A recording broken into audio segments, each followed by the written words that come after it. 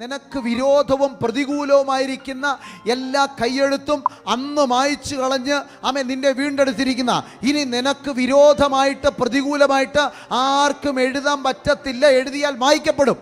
ആമേൻ.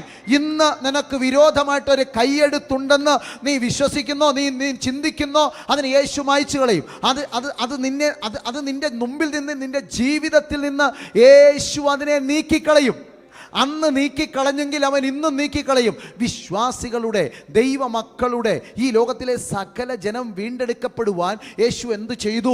ആമേൻ. ജനം രക്ഷയിലേക്ക് വരാതിരിക്കുവാൻ ന്യായപ്രമാണത്തിൻ്റെ കയ്യെഴുത്തുകൾ തടസ്സമായിരുന്നു. അവർക്ക് വരാൻ പറ്റിയില്ല. അതിനെ മായ്ച്ചു കളഞ്ഞു, നീക്കിക്കളഞ്ഞു. എന്നിട്ട് ഈ രക്ഷാനുഭവത്തിലേക്ക് കൊണ്ടുവന്നു. ഇനി ഈ രക്ഷാനുഭവത്തിൽ നിൽക്കുന്ന നിനക്ക് വേണ്ടി ശ്രദ്ധിക്കുക, രക്ഷാനുഭവത്തിൽ നിൽക്കുന്ന അഥവാ ദൈവമകനായിരിക്കുന്ന, മകളായിരിക്കുന്ന നിനക്ക് വിരോധമായിട്ട് ഇനി എന്തെങ്കിലും ഒരു കൈയെഴുത്ത് വന്നാൽ അവൻ മായ്ച്ചു കളയും, അവൻ നീക്കിക്കളയും. ഇപ്പോൾ ഉണ്ടാകുന്ന നിന്റെ ആത്മീയ ജീവിതത്തിൻ്റെ നന്മയ്ക്കെതിരെ, നിന്റെ ഉയർച്ചയ്ക്കെതിരെ, നിന്റെ സമാധാനത്തിനെതിരെ, നിന്റെ കുടുംബത്തിൻ്റെ ഉയർച്ചയ്ക്കെതിരെ, നിന്റെ തലമുറയുടെ നന്മയ്ക്കെതിരെ, നിന്റെ ജീവിതത്തിൻ്റെ അനുഗ്രഹത്തിനെതിരെ ഈ ലോകത്തിൻ്റെ അധികാരിയായ പിശാച് ഏതെങ്കിലും ഒരു കൈയെടുത്ത് കൊണ്ടുവന്നാൽ അവൻ കാൽവരി മുഖാന്തിരം അത് മായ്ക്കപ്പെടും. യേശു ക്രിസ്തു മുഖാന്തിരം അവൻ നിന്റെ ജീവിതത്തിൽ നിന്ന് അത് നീക്കം ചെയ്യപ്പെടുവാൻ ദൈവം ഇടവരുത്തും.